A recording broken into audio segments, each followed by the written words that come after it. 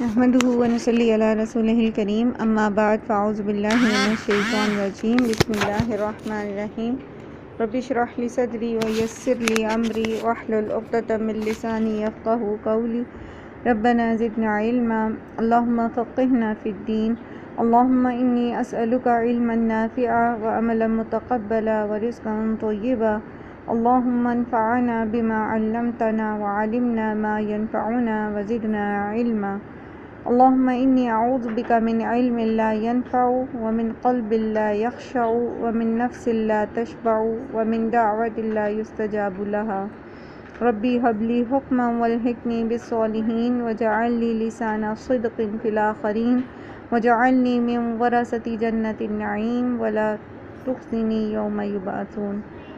السلام علیکم ورحمۃ اللہ وبرکاتہ۔ سورۃ سبا مکی صورت ہے، اور جیسا کہ ہم سب کو پتہ ہے کہ مکی صورتیں جو ہیں ان کا بنیادی موضوع عقیدہ توحید اور عقیدہ آخرت ہوتا ہے۔ اور سورہ سبا جو ہے اس کا جو زمانہ نزول ہے یہ قریباً مکی دور کا اول حصہ جو ہے اس کا یا تو آخری دور ہے یا پھر متوسط دور کا شروع کا حصہ ہے، کیونکہ اس کے اندر مومنین جو ہیں مشرکین کے سوالات کے جوابات اور ان کو دین کی تعلیم دی جا رہی ہے، اور مومنین کے خلاف جو ہے وہ ان کا صرف تمسخر سامنے آتا ہے۔ فزیکل جو تشدد اور معاشرتی بائیکاٹ ہے وہ نظر نہیں آتا، جو کہ مکی دور کے متوسط حصے کے آخر میں شروع ہوا تھا۔ بسم اللہ الرحمن الرحیم الحمد للہ الذی لہ ما فی السماوات وما فی الارض ولہ الحمد فی الآخرہ وہو الحکیم الخبیر۔ تمام تعریف اللہ کے لیے ہے۔ حمد کا لفظ حمد کے لیے بھی آتا ہے، تعریف کے لیے بھی اور شکر کے لیے بھی آتا ہے، اور یہاں اللہ سبحانہ و تعالیٰ جس طرح اپنا تعارف کروا رہے ہیں تو اس سے اس کی ملکیت اور اس کی بادشاہت کا جو اظہار ہو رہا ہے کہ جو کچھ آسمان اور زمین میں ہے وہ صرف اسی کے لیے ہے، اور وہ ایک اکیلا اس کا مالک ہے، اور اکیلا ہی جو ہے وہ اس سارے نظم و نسق کو چلانے والا اور اس سارے کارخانہ حیات کو ہر چیز دینے والا ہے۔ ٹھیک ہے، وہ رب العالمین ہے، اس لیے شکر بھی اس کا، کیونکہ اصل مالک تو وہ ہے نا، اصل میں تو دینے والا وہی ہے، اصل مالک بھی وہ ہے اور وہ ہمیں دیتا ہے، تو پھر جو کچھ بھی اس نے نعمتیں دی ہیں تو تعریف اسی کے لیے اور اسی کے لیے شکر بھی۔ اور دنیا میں تو ہم دیکھتے ہیں کہ جو کچھ بھی جیسے اللہ تعالیٰ قرآن کریم میں فرماتے ہیں نا کہ تم اللہ کی نعمتوں کو گن نہیں سکتے، تو ہم دن رات اس کی نعمتوں میں ہی چلتے پھرتے ہیں اور اس کی حمد اور اس کی تعریف بیان کرتے ہیں، اس کا شکر ادا کرتے ہیں۔ تو آخرت میں جو دنیا کے بادشاہ ہیں، جو دنیا کے ملوک ہیں، جو دنیا میں اللہ کی نعمتوں کو لے کر اللہ کی نافرمانیاں کر رہے ہیں، وہ سب کے سب جو ہیں ان کی کوئی حیثیت نہیں ہوگی۔ جو دنیا میں تعریف حاصل کرتے ہیں، جو دنیا میں سمجھتے ہیں کہ وہ اچیورز ہیں، دنیا میں سمجھتے ہیں کہ وہ قابل تعریف ہیں یا وہ سیلف میڈ ہیں، تو آخرت میں صرف حمد اللہ کی رہ جائے گی، صرف بادشاہت اسی کی رہ جائے گی۔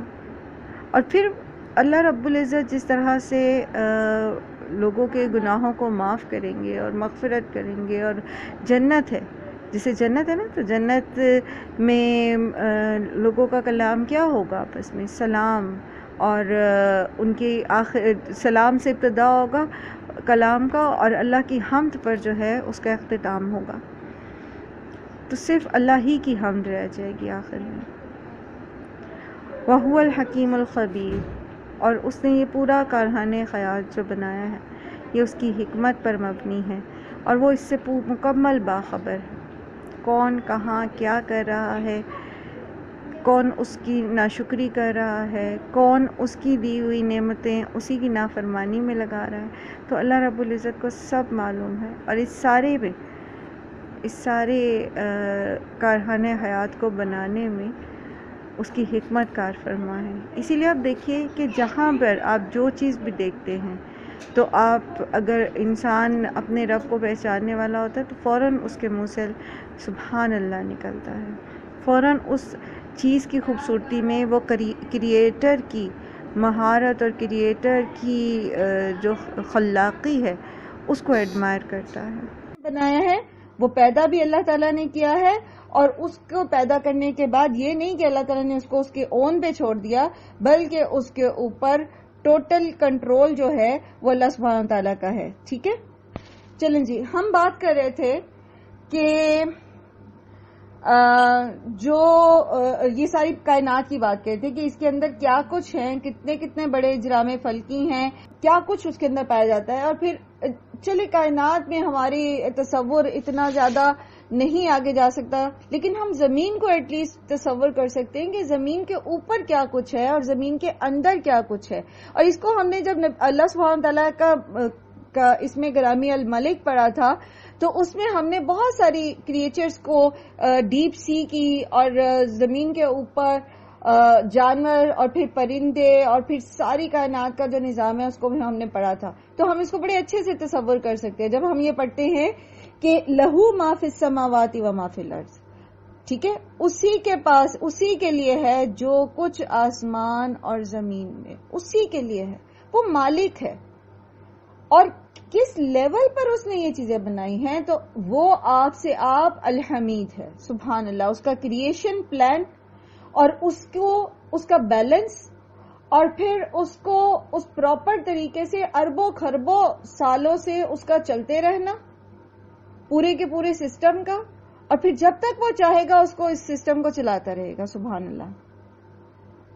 ٹھیک ہے، تو جب آپ ایک ہی جملہ بولتے ہیں کہ لہو ما فی السماوات و ما فی الارض، تو خود بخود دل جو ہے وہ اللہ سبحانہ و تعالیٰ کی کبریائی سے بھر جاتا ہے، اور ساتھ میں پھر جب ہم اس کی کریشن کی پرفیکشن دیکھتے ہیں، اور اگر ہم زیادہ دور نہیں بھی جا سکتے تو اپنے آپ کو دیکھ لیں، اور اس میں انسان جو ہے وہ دنگ رہ جاتا ہے کہ اس کے خالق کتنا پرفیکٹ ہے، اور پھر وہ کیسا رازق ہے اور وہ کیسا مالک ہے۔ تو یہ ایک جملہ بیسیکلی اللہ سبحانہ تعالیٰ کی تمام صفات جو ہیں، اس کی صفت الوہیت اور اس کی جو تخلیق کی صفت ہے اور پھر اس کی رحمت کی صفت ہے، یہ سب کو کمبائن کر دیتا ہے۔ اسی لیے وہ وہی ہستی ہے صرف جو شکر کے لائق ہے اور جو تعریف کے لائق ہے۔ لہ الحمد فی الآخرہ، تو یہ تو ہے دنیا کی تعریف، دنیا کی حمد جو ہم اس دنیا میں دیکھ کے اللہ کی کرتے ہیں، اور آخرت میں حمد بھی صرف اللہ ہی کے لیے ہے۔ جیسے ایک اور جگہ آتا ہے نا، ایک اور آیت میں وَإِنَّ لَنَا لَلْآخِرَةَ وَالْأُولَى، کہ بے شک ہمارے ہی لیے ہے آخرت بھی اور دنیا بھی، یعنی جو کچھ ہے زمین اور آسمان میں، مناسب یہ کہ اس دنیا میں اللہ سبحانہ وتعالیٰ کی تخلیق اور اس کی پرفیکشن اور اس کی شکر گزاری اور اس کی حمد و ثنا کے لائق اس کو ٹھہراتا ہے، بلکہ آخرت میں بھی جو ہے وہ صرف اسی کی تعریف ہے اور اسی کی حمد باقی رہ جائے گی۔ باقی چونکہ ساری مخلوق ہے اور وہ پرفیکٹ نہیں ہے تو وہ اس حمد کے لائق بھی نہیں ہے جس کے لائق وہ خالق ہے۔ ٹھیک ہے، وَهُوَ الْحَكِيمُ الْخَبِيرُ، اور وہ بہت حکمت والا اور خوب باخبر ہے۔ سبحان اللہ، کیا کچھ نہیں ہے اس زمین اور آسمان میں جو اس کی حکمت کے ساتھ، اس کی پرفیکٹ پلاننگ کے ساتھ چل رہا ہے۔ اور مزے کی بات یہ ہے کہ وہ کہیں پر بھی اپنی ذرہ برابر مخلوق سے بھی بے خبر نہیں، وہ باخبر ہے۔ اور الخبیر میں پھر السمیع اور البصیر اور العلیم، یہ تینوں صفات کمبائن ہو کے آ جاتی ہیں۔ ایسے ہی ہے نا، تو وہ اس بڑی یونیورس جس تک ہماری تخیلاتی جو ہے وہ دوڑ بھی نہیں پہنچ سکتی، وہاں پر وہ کہیں پر بھی پورے یونیورس کے اندر، پیچھے بھی آپ نے سورہ لقمان میں بھی پڑھا تھا نا کہ پورے یونیورس میں آپ کہہ لو کہ رائی کے دانے برابر بھی کوئی چیز ہے تو اللہ تعالیٰ اس سے بھی باخبر ہے۔ اچھا، وہ باخبر کیسے ہے؟ Because he is the creator, بنایا جو اس نے، تو جس نے بنایا وہ اس سے بے خبر تو نہیں رہے گا نا. اور پھر اس نے اس کو اس کے اون پہ چھوڑ نہیں دیا، بلکہ وہ اس کا سارا نظم و نسق چلا رہا ہے. یعلم ما یلج فی الارض وما یخرج منها وما ینزل من السماء وما یعرج فیہا وہو الرحیم الغفور. وہ جانتا ہے جو کچھ زمین میں داخل ہو رہا ہے، جو کچھ اس میں سے نکل رہا ہے. سبحان اللہ. وہ اپنے اقوال، افعال، تقدیر، شریعت سب میں حکومت کرنے والا ہے، اور ایسا خبردار ہے کہ جس پر کوئی چیز بھی چھپی ہوئی نہیں ہے، ذرہ برابر بھی، کہ ایک دانہ جو زمین کے اس بڑی ارتھ کے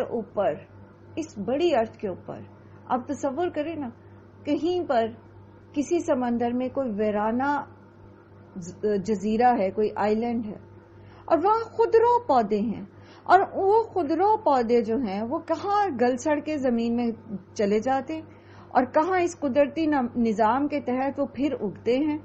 کوئی انسان وہاں تک نہیں پہنچا، کوئی آپ کی ٹیلیسکوپ وہاں تک نہیں پہنچی، کوئی سائنس، کوئی سگنل وہاں تک نہیں پہنچا، کوئی نہیں جانتا وہ جزیرہ کہاں ہے. لیکن اللہ جانتا ہے کہ وہاں زمین کے اندر کیا زمین کے اندر جا رہا ہے اور کیا زمین سے باہر آ رہا ہے. سبحان اللہ. لیکن اللہ تعالیٰ ہمیں یہ کیوں بتا رہے ہیں؟ ہمیں کیوں بتا رہے ہیں اللہ تعالیٰ؟ جی کوئی بتائے گا کہ یہ ہمیں کیوں بتا رہے ہیں اللہ تعالیٰ؟ یہ تو اللہ تعالیٰ تو آپ سے آپ الحمید ہے نا. ہمیں اللہ تعالیٰ اپنے اس قدر باخبر ہونے کے بارے میں کیوں بتا رہے ہیں؟ جی میم اس لیے کہ اللہ پاک انسان کو شعور سمجھ دیا ہے، انسان کو عقل دیا، اشرف المخلوقات بنایا تاکہ وہ سمجھے، اس کائنات کو دیکھے، اس کو چلانے والا کون ہے، تاکہ اس انسان کا ایمان یقین جو ہوتا ہو مزید اللہ تعالیٰ کی ذات پہ سمجھے اس چیز کو. Good, this is a good point کہ غور و فکر کی دعوت دی جا رہی ہے کہ آپ بھی غور و فکر کریں. اگر اللہ تعالیٰ جانتا ہے کہ زمین کے اندر کیا جا رہا ہے اور باہر کیا نکل رہا ہے تو چلے آپ بھی گو اہیڈ ڈھونڈے اور کیا کیا چیز زمین کے اندر جاتی ہے، کیا باہر آتی ہے. اور پھر جب آپ اس چھوٹی چھوٹی چیزوں پہ ریسرچ کرتے ہیں، جب آپ دیکھتے ہیں کہ اچھا زمین کے اندر جو ہے وہ ڈیکمپوزنگ بیکٹیریاز ہیں، تو وہ بیکٹیریاز کو بھی اللہ تعالیٰ جانتے ہیں کہ کہاں ہیں، کیا ہیں، کب ان کی سیل ڈویژن ہو رہی ہے، تو پھر وہ اپنے رب کو پہچانتے ہیں. ماشاءاللہ. گڈ. چلیں جی. اور جی نعیمہ. یہی کہ اللہ تعالیٰ کی ہم معرفت کر سکیں اور اس کے شکر گزار بن سکیں، اس کی فرمانبرداری کر سکیں کہ اللہ تعالیٰ بہت بڑی ذات ہے اور وہ یہ سب کچھ کر رہا ہے.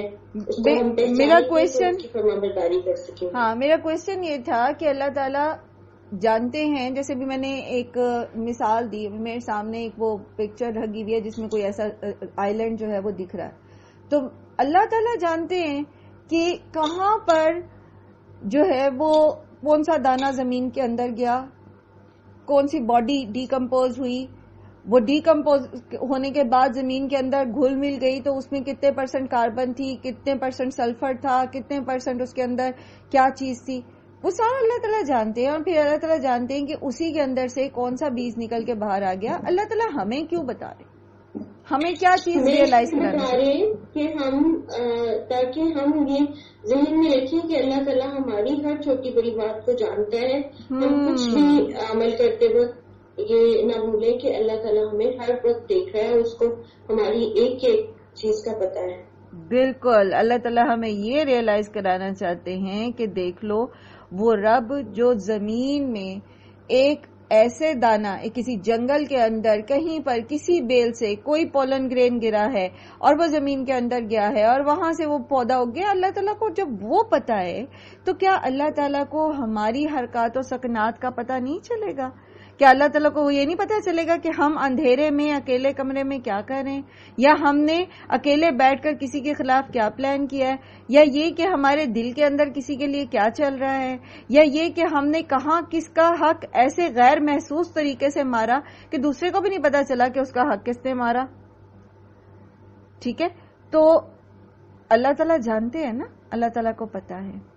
ٹھیک ہے، پھر یہ کہ وہ رب جو یہ سب کچھ جانتا ہے تو وہ دوسری سائڈ سے اگر آپ دیکھیں تو وہ یہ بھی تو جانتا ہے نا کہ آپ کس کرب میں ہیں، آپ کس تکلیف میں ہیں, کہاں آپ کی حق تلفی ہوئی ہے, کہاں آپ کے ساتھ زیادتی ہوئی ہے, کہاں آپ کو نہیں پتا آپ کے اوپر ظلم کرنے والا کون ہے, لیکن اللہ تو جانتا ہے نا.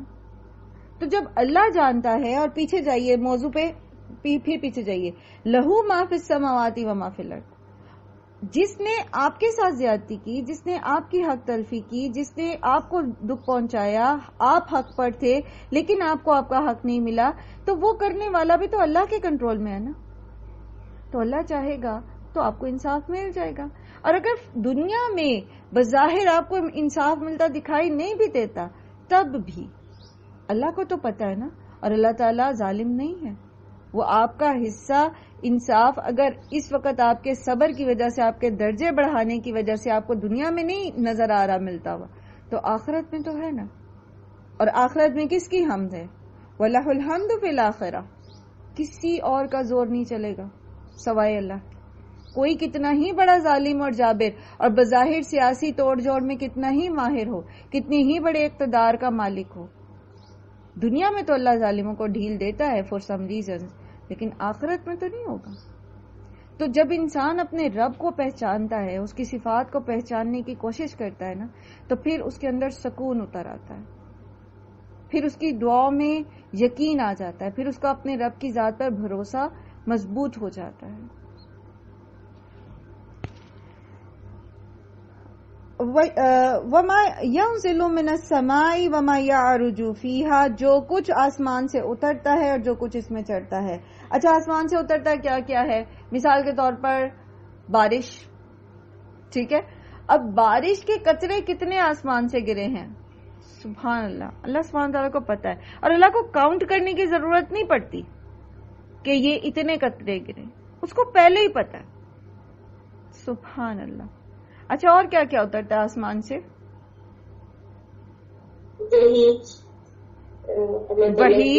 وہی اترتی ہے, وہی اترتی ہے, گڈ. اور وہی لے کر کون آتا ہے؟ فرشتے اترتے ہیں, ٹھیک, ماشاءاللہ. اور رحمتیں اترتی ہیں اللہ تعالیٰ کی, جیسے لیلۃ القدر میں ہوتا ہے, ٹھیک ہے, اللہ کی رحمتیں اترتی ہیں, برکتیں اترتی ہیں, دعائیں چڑھتی ہیں. جو فرشتے بھی دعائیں کرتے ہیں نا, وہ بھی اوپر جاتی ہیں, اللہ کے پاس ہی جاتی ہیں, دعائیں نیچے نہیں اترتی. ہماری دعائیں بھی اوپر چڑھتی ہیں, اور فرشتے بھی جو ہیں وہ اوپر دعا کرتے ہیں تو وہ اللہ کے پاس اوپر ہی جاتی ہیں. جنات اترتے ہیں. جنات, اچھا, جنات اترتے نہیں ہیں, بیسیکلی جنات زمین کی مخلوق ہے, ٹھیک ہے. جنات جو ہیں وہ زمین کی مخلوق ہیں, یہ جاتے ضرور ہیں آسمان کے پاس آسمان کی خبریں سننے کی, ان کو عادت پڑی ہوئی ہے, لیکن جب سے قرآن نازل ہونا شروع ہوا تھا تب سے پھر ان کو آسمانی دنیا جو پہلا آسمان ہے اس کے قریب ان کو زیادہ ٹھہرنے نہیں دیا جاتا. تو یہ ہے زمین کی مخلوق جنات جو ہیں. اور ہمارے لیے جو فیصلے اللہ تعالیٰ کرتے ہیں, فیصلے کرتے ہیں, تقدیر کے فیصلے, ہمارے جو کچھ ساتھ ہونا ہوتا ہے وہ فیصلے وہ بھی اترتے ہیں. جی, تقدیر کے فیصلے اترتے ہیں, گڈ. تو جو کچھ اترتا ہے وہ ایسے نہیں اتر جاتا, فرشتے اپنی مرضی سے نہیں آ جاتے, بارش اپنی مرضی سے نہیں برس جاتی. یہ سب چیزیں جو ہیں, یا جو معاملات ہمارے ساتھ ہونے ہوتے ہیں ان کے فیصلے ایسے نہیں آ جاتے, یہ سب اللہ کے حکم سے اترتے ہیں, اور اللہ کو پتا ہوتا ہے کہاں کس کو کیا چیز کتنی دینی ہے, کس وقت دینی ہے. اور جو کچھ چڑھتا ہے اوپر, کیا کچھ چڑھتا ہے اوپر؟ ہاں جی, دعائیں چڑھتی ہیں, دعائیں جاتی ہیں اوپر, اور ہمارے اعمال جاتے ہیں, اعمال جاتے ہیں, ہمارے اعمال صبح شام کے اذکار نماز کے بعد کرتے ہیں, جو دعا کی قبولیت کا وقت ہوتا ہے اس ٹائم انسان جو مانگتا ہے دل سے, اللہ تعالیٰ کی جو تسبیح ہم کرتے ہیں نا وہ تسبیح جاتی ہے اوپر. ہاں جی, اور روحیں جاتی ہے, روحیں, سوری نہیں میم جی سمجھ نہیں, دوبارہ دہرائیے گا. روحیں چڑھتی, روحیں جب مر جاتا ہے انسان تو اس کی نیک لوگوں کی روحیں, بد کی بھی لے کے جاتے ہیں اوپر, بدبخت کی بھی روح اوپر لے کر جاتے ہیں, لیکن وہ واپس پھینک دی جاتی ہے, وہ پھر سے جہنم میں چل جاتی ہے, لیکن نیک روحیں جو ہیں وہ پھر علیون میں چلی جاتی ہیں. ٹھیک ہے, تو اللہ سبحانہ تعالیٰ جانتے ہیں. اچھا, تھوڑی دیر کے لیے امیجن کریں, ساری دنیا میں روز ہر لمحہ کتنے لوگ مرتے ہوں گے, ہے نا, کہاں کہاں کیسے کیسے, اور کتنے کتنے ایک وقت میں بھی بعض اوقات اللہ تعالیٰ رحم کریں. اللہ تعالیٰ کو پتہ ہے کون کہاں. اور پھر مزے کی بات یہ کہ کتنے لوگ ہیں دنیا میں اس وقت, آبادی کیا ہے دنیا کی, کچھ پتہ ہے کسی کو؟ خربوں میں ہوگی نا, خربوں میں آبادی ہوگی میرا خیال ہے, پتہ نہیں ایگزیکٹ مجھے فگر نہیں. کچھ خربوں میں ہوگی 2018 میں مردم شماری ہوئی تھی, تو خربوں سے بھی بچ تک. ہاں جی, تو اب آپ یہ دیکھیے کہ ہر دنیا کے ہر حصے میں کتنے انسان ہیں, کوئی زبان بولتا ہے, کوئی زبان بولتا ہے, اور ابھی بھی ایسے وحشی قبائل بھی موجود ہیں جو اپنی سی کوئی زبان بولتے ہیں, مطلب جو سویلائزڈ ورلڈ ہے وہ ان کی زبان کو جو ہے وہ ٹرانسلیٹ نہیں کر سکتی. تو چھوٹے ہیں, بڑے ہیں, بوڑھے ہیں, مختلف جگہوں پر ہیں, ہر کوئی اپنے اپنے تئیں رب سے مانگتا ہے, چاہے وہ اللہ کو مانتے یا نہیں مانتے, لیکن اصل میں رب تو اللہ ہی ہے نا, دعائیں سننے والا تو وہی ہے نا, اور وہ ہمہ وقت سن رہا ہے, سب کی سن رہا ہے, اور ہمہ وقت سب کو دے رہا ہے, جس کو جتنا اس نے دینا ہے. ایسا نہیں ہے کہ وہ اگر پاکستان کے کسی علاقے کے کسی لوگوں کی دعائیں سن رہا ہے تو نعوذ باللہ وہ سعودی عرب یا امریکہ یا افریقہ یا انٹارکٹیکا یا کہیں اور بیٹھے کسی شخص کی دعا نہیں سن رہا, ہمہ وقت سب کی سن رہا ہے. ہمہ وقت جانتا ہے کہ کس نے کیا کہا ہے, کیا سوچا ہے. تو پھر اپنے رب کی عظمت کے, اس کی خشیت کے ساتھ ساتھ اس سے محبت کا جذبہ پیدا ہوتا ہے نا دل میں, کہ وہ کتنا رحیم رب ہے, اور کہ اس نے ہمیں صرف اپنا فقیر رکھا ہے. اس نے ہمیں نہیں کہا کہ تم در در جا کے سر جھکاؤ. سبحان اللہ, کتنی رحمت ہے اللہ کی, کتنی بڑی بلیسنگ ہے اس کی ہم پر, کہ اس نے ہمیں یہ شعور دیا کہ لا الہ الا ہو, اس کے سوا کوئی معبود نہیں ہے, اور اصل حمد اس کی. اب آپ دیکھو نا, اگر آپ کسی بھی ٹیکنالوجی کو تصور کر لو جو انسان نے بنائی ہے, جدید سے جدید ٹیکنالوجی, 5G لے لو یا کچھ اور لے لو, جو یہ دعویٰ کرتے ہیں کہ وہ کہیں پر بیٹھے کسی شخص کے بارے میں بھی معلومات ہمہ وقت لے سکتے, لیکن کیا وہ بغیر اس کسی سبب کو استعمال کیا ایسا کر سکتے ہیں؟ نہیں کر سکتے. اور کیا وہ کسی شخص کے بارے میں جو معلومات لے رہے ہوں, کیا وہ واقعی شیور ہیں کہ وہ جو معلومات ان کے پاس آ رہی, وہ جو ان کی اسکرین پہ دکھ رہا ہے, کیا وہی سچ ہے؟ یا جس مائکرو کیمرا کے ساتھ وہ ایک چھوٹی سی ڈیوائس کہیں پر کسی طرح انہوں نے پہنچا دی اور وہ اس بندے کو دیکھ رہے ہیں, اور وہ بندہ جو کچھ کر رہا ہے, کیا حقیقت میں وہ بندہ وہی کر رہا ہے یا وہ صرف پوز کر رہا ہے؟ کوئی ٹیکنالوجی اس حد تک نہیں جا سکتی. سبحان اللہ, یہ الخبیر ہے, یہ وہی رب ہے جو یہ جانتا ہے کہ یہ بندہ اس وقت پوز کر رہا ہے, اس وقت اس کے اندر کچھ اور چل رہا ہے, اور اصل میں یہ دکھاوا کر. تو لا الہ الا اللہ, اس کے علاوہ کوئی ہستی ڈیزرو ہی نہیں کرتی کہ بندہ اس کے سامنے اپنا سر جھکا دے. سبحان اللہ, وَهُوَ الرَّحِيمُ الْغَفُورُ. اور وہ یہ سب کچھ جانتا ہے, جو کچھ ہم گناہ کرتے ہیں, جو کچھ ہم اللہ کی حق میں کمی بیشی کرتے ہیں, جو ہم اللہ کے رسول کے ساتھ ظلم کر رہے ہیں, جو کچھ جو جہاں کر رہا ہے اللہ تعالیٰ کے ساتھ نعوذ باللہ لوگوں کو, اس کی مخلوق کو شریک کر رہا ہے, وہ سب کچھ جانتا ہے. اور وہ اس چیز پر قدرت بھی رکھتا ہے کہ وہ وہی دیر اینڈ دین ان کو ختم بھی کر دے, لیکن وہ نہیں کرتا, کیونکہ اس کی رحمت اس کے غضب کے اوپر حاوی ہے.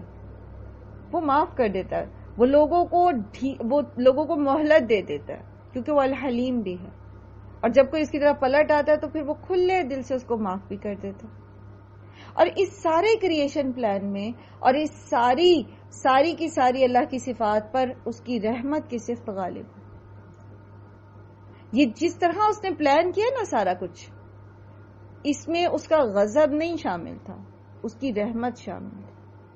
تبھی تو آپ دیکھیے کہ اس نے مسخر کر دیا تمام چیزوں کو انسانوں کے لیے, ورنہ وہ ان چیزوں کی طغیانی کے ساتھ اگر انسان کو اتار دیتا زمین میں تو پھر, اور ساتھ میں انسان کو یہ کہا جاتا ہے کہ تمہارے اندر انرجی ہے, تم اس کو کنٹرول کر سکتے ہو, اب اپنے اون پہ کرو اور اب تم آگے بڑھو، تو میرا نہیں خیال کہ کوئی آپ اتنی بڑی بڑی انوینشنز کر سکتے، اتنی بڑی بڑی چیزیں بنا سکتے. یہ اس کی صفت رحمت تھی کہ اس نے ان چیزوں کی طغیانی کو، ان کی سرکشی کو جو پوری کائنات کے اندر موجود ہے، ان کو انسان کے لیے دبا دیا، مسخر کر دیا، اور پھر انسان کو کہا کہ چلو اب پہچانو اپنے خالق کو، اپنے رب کو، اور اس کے لیے جو ہے وہ فرما بردار ہو جاؤ. وقال الذین کفروا لا تأتینا الساعة، اور کافر کہتے ہیں قیامت نہیں آئے گی. قل کہہ دیجئے بلا وربی لتأتینکم، کیوں نہیں جی، ضرور آئے گی. اور مجھے میرے رب کی قسم، عالم الغیب، جو غیب کا جاننے والا ہے، لا یعزب عنہ مثقال ذرۃ فی السماوات ولا فی الارض، نہیں چھپ سکتا اس سے کوئی ذرے کے برابر بھی چیز آسمان اور زمین میں، ولا اصغر من ذالک، اور اس سے بھی چھوٹی، ولا اکبر، اور اس سے بھی بڑی. سپر ایٹم، ایٹم کے اندر موجود ذرات، ہر چیز کی اکائی کیا ہے، یونٹ کیا ہے، ایٹم. اور ایٹم کا سائز کیا ہوتا ہے؟ آپ نیکڈ آئی سے دیکھ نہیں سکتے اس کو. آپ کو الیکٹرانک مائکروسکوپ اور اس کے اندر بھی بہت زبردست قسم کی مائکروسکوپ چاہیے کہ آپ ایک ایٹم کو دیکھ سکیں. اور پھر اس کے اندر موجود ذرات، وہ الیکٹران، پروٹون اور نیوٹرونز، وہ اور بھی چھوٹے ہوتے ہیں. اللہ کو پتا، اللہ تعالیٰ کو پتا ہے، کیونکہ اس نے پیدا کیا نا کہ ایک ایٹم کے نیوٹرون کے اندر کتنی انرجی رکھی ہے اس نے، نیوکلیئر انرجی. اس کو پتا ہے چاہے زمین آسمان میں کوئی کتنی ہی چھوٹی چیز جس کو آپ تصور کر سکیں یا بڑی، الا فی کتاب مبین، مگر یہ کہ وہ ایک واضح کتاب میں موجود ہے. قیامت کے بارے میں کفار کا انکار بہت دفعہ آپ نے پڑھا، اور ہر دفعہ ان کو یہ بتایا گیا کہ اللہ تعالیٰ اس چیز پر قدرت رکھتا ہے. اور یہاں اللہ سبحانہ و تعالیٰ نے قسمیہ انداز میں کہا کہ آپ ان سے کہیے کہ مجھے میرے رب کی قسم کہ وہ ضرور تم تک آئے گی. سورہ یونس آیت 53 میں بھی اللہ تعالیٰ فرماتے ہیں وَيَسْتَنبِعُونَكَ أَحَقٌ هُوَ، وہ آپ سے اس چیز کے بارے میں جو ہے دریافت کرتے ہیں کہ کیا واقعی یہ حق ہے، یعنی قیامت آئے گی. کل ای وربی، کہیے کہ ہاں ایسا ہی ہوگا، وربی، اور قسم ہے میرے رب کی، انہ لحق، بے شک یہ حق ہے، وما انتم بمعجزین، اور تم اللہ کو عاجز نہیں کر سکتے. جب یہ آئے گی تو تم میں سے کوئی اس کو روک نہیں سکے گا. اسی طرح سورہ تغابن میں آتا ہے زعم الذین کفروا ان لن یبعثوا، کفار نے یہ زوم کر رکھا ہے کہ وہ دوبارہ اٹھائے نہیں جائیں گے. کل کہہ دیجئے بلا وربی لتبعثن، کیوں نہیں، ایسا ضرور ہوگا، اور قسم ہے میرے رب کی تم ضرور اٹھائے جاؤ گے. کیوں قیامت برپا ہوگی؟ لیجزی الذین آمنوا وعملوا الصالحات اولئک لهم مغفرۃ ورزق کریم، تاکہ اللہ تعالیٰ بدلہ دے ان لوگوں کو جو ایمان لائے اور جنہوں نے نیک اعمال کیے. والذین سعوا فی آیاتنا معاجزین، اور ان لوگوں کے لیے جنہوں نے ہماری آیات میں ہمیں آیات کا مقابلہ کرنے کی کوشش کی. یہ دو کیٹیگریز آتی ہیں نا ہمیشہ سامنے، جب اللہ کی آیات آتی ہیں، اللہ کے احکامات آتے ہیں، تو دو کیٹیگریز سامنے آ جاتی ہیں، ایک ماننے والے اور ایک انکار کرنے والے. منافق ہوتے ہیں جو اوپر سے تو مانتے ہیں لیکن اندر سے انکار کرتے ہیں، تو پھر یہ دوسری کیٹیگری میں شامل ہوتے ہیں بیسیکلی، کیونکہ اللہ تعالیٰ نے صرف ظاہر پر تو عمل نہیں وہ ظاہر کو تو نہیں دیکھنا نا، وہ تو اندر سے جانتے ہیں کہ کون صحیح ہے کون غلط. ٹھیک ہے، تو یہ دو کیٹیگریز جو بنتی ہیں دنیا میں، اور پھر ان کے عقائد کے مطابق ان کے اعمال ہوتے ہیں. ایک کیٹیگری ہے جو اللہ پر ایمان رکھتی ہے، شعوری ایمان رکھتی ہے، اور اس ایمان کی روشنی میں عمل کرتی ہے.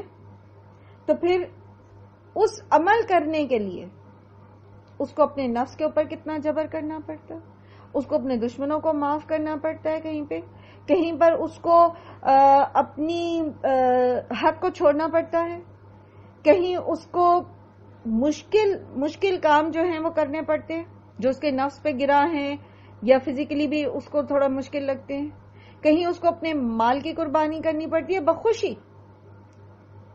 کہیں اس کو اپنے عزیز ترین رشتے چھوڑنے پڑ جاتے ہیں. یہ سارا کچھ جو وہ کر رہا ہے،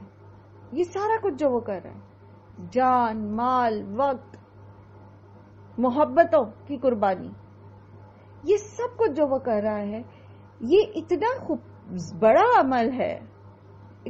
عمل ہے کہ اس کا اجر دنیا میں کی کوئی نعمت بھی ہو نہیں سکتی. جس طرح وہ کل اختیار رکھتے ہوئے، چوائس رکھتے ہوئے اللہ کی فرما برداری کرتا ہے، تو اس کا اجر جو وہ ڈیزرو کرتا ہے نا، وہ یہ دنیاوی نعمتیں ہو نہیں سکتی. کہ اگرچہ اللہ تعالیٰ اس کو دنیا میں بادشاہی دے دے، کیونکہ یہ دنیا لامتناہی نہیں ہے، یہ عارضی ہے، اس نے ختم ہو جانا ہے، بندے نے ختم ہو جانا ہے، اپنی تقدیر کے مطابق ایک ٹائم پیریڈ کے بعد اس نے دنیا سے چلے جانا ہے. تو اللہ تعالیٰ اپنے بندے کو لامتناہی خوشیاں دینا چاہتا ہے، اس کو ایسا انعام دینا چاہتا ہے جو کبھی ختم نہ ہو، اور جو اس دنیا کی نعمتوں میں بظاہر اگر کچھ سملیرٹی رکھتا بھی ہے، تب بھی تاثیر میں اس سے ہزاروں لاکھوں گنا بہتر، صرف اس لیے کہ اللہ کے اس بندے نے اللہ کی خوشی کی خاطر اپنی خوشی قربان کر دی.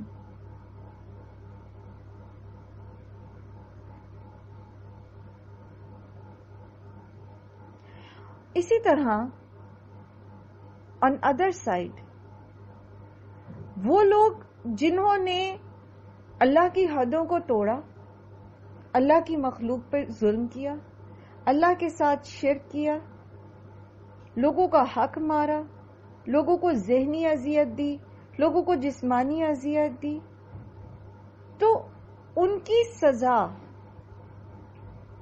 سزا اللہ تعالیٰ دنیا میں بھی دیتے ہیں بعض اوقات. جو اگر وہ اسلام پر ہے تو بعض اوقات ایسا ہوتا ہے کہ اللہ تعالیٰ دنیا میں سزا دے کر اس کو پاک کر لیتے ہیں. لیکن بہت سارے مجرم ایسے ہوتے ہیں جن کی سزا دنیا میں پوری نہیں پڑتی. مثال کے طور پر اگر آپ فرعون لیتے، اور آج کے دور میں تو اس فرعون سے بڑھ کر بھی بہت بہت بڑے فرعون اور نمرود موجود ہیں. وہ فرعون تو ان کے سامنے پانی بھرتے، جس طرح کے فرعون آج کے دور میں موجود. وہ تو کہیں ڈھونڈ کے بنی اسرائیل کے لڑکوں کو قتل کرتا ہوگا نا. آج تو میسو جو ہے وہ جینوسائیڈ ہوتا ہے. ایسے کیمیکل بامز استعمال کیے جاتے ہیں کہ لوگ مر جائیں اور چیزیں وہیں کی وہیں رہتی ہیں.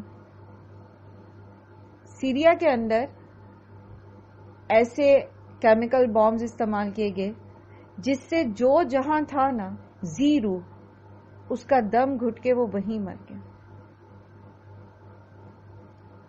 تو ان لوگوں کی سزا دنیا میں پوری نہیں ہو سکتی، چاہے ان کا ایک ایک عضو جو ہے نا اس کو کاٹا جائے اور ان کو زندہ رکھا جائے، تب بھی ان کی وہ سزا پوری نہیں ہوتی جس بڑے لیول پر یہ لوگوں کو تکلیفیں دیتے. تو پھر ایک ایسے دن کا ہونا ضروری ہے جس میں ایمان والوں کو ان کے ایمان کی جزا دی جا سکے، اور جو مجرم ہیں ان کو ان کے جرم کی سزا دی جا سکے جو ان کے جرم کے برابر ہے. اور ایمان والوں کو تو، نیک عمل کرنے والوں کو تو اللہ ان کے اعمال سے کہیں زیادہ بڑا اجر دے گا، لیکن مجرم کو اس کے جرم کی انٹینسٹی کے برابر ہی سزا دی جائے گی. تو اللہ سبحانہ تعالیٰ فرماتے ہیں لِيَجْزِيَ الَّذِينَ آمَنُوا وَعَمِلُوا الصَّالِحَاتِ أُولَٰئِكَ لَهُم مَّغْفِرَةٌ وَرِزْقٌ كَرِيمٌ وَالَّذِينَ سَعَوْا فِي آيَاتِنَا مُعَاجِزِينَ أُولَٰئِكَ لَهُمْ عَذَابٌ مِّن رِّجْزٍ أَلِيمٌ. رسوا کرنے والی، تکلیف دہ سزاؤں کا عذاب. رجس کہتے ہیں گند کو، گندگی کو، رسوائی کے لیے بھی آتا. اور علیم کہتے ہیں دردناک کو. عذاب ایسا جو ان کو تکلیف دے صورتحال میں مبتلا رکھے گا اور یہ رسوا بھی ہوں گے. تو کہیں پر بھی اللہ تعالیٰ کی رحمت سے مایوس نہ ہو انسان اور دنیا میں ہی توبہ کر لے، کیونکہ وہ غفور الرحیم ہے. جتنا بھی بڑا گناہ ہوا ہے کمپنسیٹ کرنے کی کوشش کرے، کیونکہ آخرت کا عذاب پھر ختم نہیں ہوتا. وہ بہت بڑا ہے، بہت بڑا. اس کا انسان جتنا تصور کر لے، جتنی آیات اس کے بارے میں آپ قرآن میں پڑھ لیں، آپ سوچ نہیں سکتے، برداشت نہیں کر سکتے اس کو. وہ حضرت عمر بن عبدالعزیز کے لیے آتا ہے غالباً کہ وہ چراغ جلا کے نا اس کے اوپر اپنی ہتھیلی کرتے کہ اگر تم اس معمولی دیے کی حدت کو برداشت نہیں کر سکتے تو تم آخرت کا عذاب کیسے برداشت کرو گے. انسان دنیا میں ہی معافی بھی مانگ لے اگر اس نے کسی کے ساتھ زیادتی کی ہے، اس حق تلفی کو کمپنسیٹ بھی کر لیں، اللہ سبحانہ تعالیٰ سے بھی معافی مانگ لے، سچی توبہ کر لے، تو یہ سیفر سائڈ ہے. لیکن بات وہی ہے نا کہ دنیا کی لذتوں میں انسان گم ہو جاتا ہے اور پھر اس کو پتہ ہی نہیں چلتا کہ وہ کہاں کس کے ساتھ کیا زیادتی کر رہا ہے، اور اس کو استغفار کی پھر توفیق بھی نہیں ملتی. وَيَرَى الَّذِينَ أُوتُوا الْعِلْمَ الَّذِي أُنزِلَ إِلَيْكَ مِن رَّبِّكَ هُوَ الْحَقُّ وَيَهْدِي إِلَى صِرَاطِ الْعَزِيزِ الْحَمِيدِ.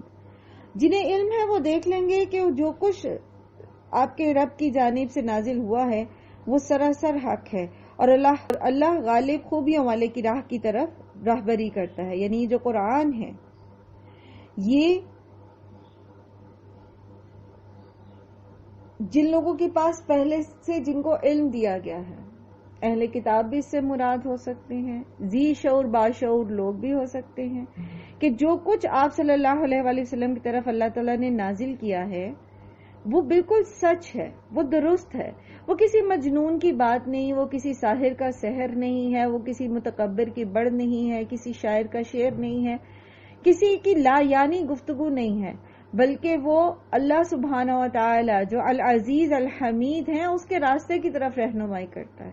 قرآن اپنے اسلوب کے ساتھ خود اس چیز کا گواہ ہے کہ یہ کلام جو ہے یہ کسی شیطان کی طرف سے ہو ہی نہیں سکتا، کہ اس کے اندر جو باتیں ہیں، جو حقانیت، جو سچائی ہے، وہ سراسر انسان کی بہتری کی طرف رہنمائی کرتی ہیں. وقال الذین کفروا هل ندلکم علی رجل ینبئکم اذا مزقتم کل ممزق انکم لفی خلق جدید. یہ کافر کہتے ہیں کہ آؤ ہم تمہیں ایک ایسے شخص کی خبر دیں جو تمہیں یہ بتا رہا ہے کہ جب تم بالکل ہی ریزہ ریزہ ہو جاؤ گے تو تم پھر سے ایک نئی پیدائش میں اٹھائے جاؤ گے، تمہیں دوبارہ سے زندہ کر دیا جائے گا. افترى علی اللہ کذبا ام بہ جنہ. ہم نہیں جانتے کہ یہ اللہ پہ جھوٹ باندھ رہا ہے یا اسے کوئی دیوانگی لاحق ہو گئی ہے.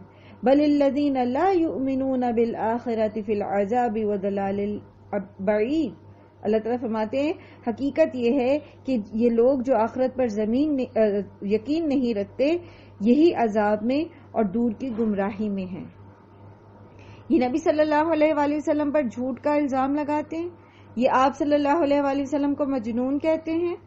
اصل میں بات یہ ہے کہ یہ لوگ جنہیں اس بات کا یقین نہیں ہے نا کہ ان کو دوبارہ کھڑا کر دیا جائے گا، دوبارہ زندہ کر دیا جائے گا، دوبارہ نئے سرے سے اللہ تعالیٰ ان کو پیدا کر دیں گے، دراصل یہ خود ایک بڑی ہی دور کی گمراہی میں. دور کی گمراہی میں کیوں کہا گیا؟ کیونکہ ایک کامن سینس ہے، ایک جنرل سی بات ہے کہ وہ رب جس نے ان کو پہلے پیدا کیا جب یہ کچھ بھی نہیں تھے تو وہ ان کو دوبارہ بھی پیدا کر سکتا ہے نا. ایک چھوٹے بچے کے دماغ میں بھی ایک پرومپٹ آنسر جو آتا ہے وہ یہی ہے. میں نے اپنے اسٹوڈنٹس میں سے بچوں میں سے اسی طرح کسی سے پوچھا تھا کہ آپ کے خیال میں اللہ تعالیٰ کیا واقعی اللہ تعالیٰ دوبارہ زندہ کر سکتے ہیں؟ تو بچے نے کہا کہ اللہ تعالیٰ نے ہمیں پہلے بھی تو پیدا کیا نا، تو دوبارہ پیدا کرنا اس کے لیے کون سا مشکل ہے؟ یہ ایگزیکٹ اب الفاظ تو نہیں ہے اس کے، لیکن پرومپٹلی اس کا اظہار یہ تھا کہ جو پہلی دفعہ پیدا کر سکتا ہے وہ دوبارہ بھی کر سکتا ہے۔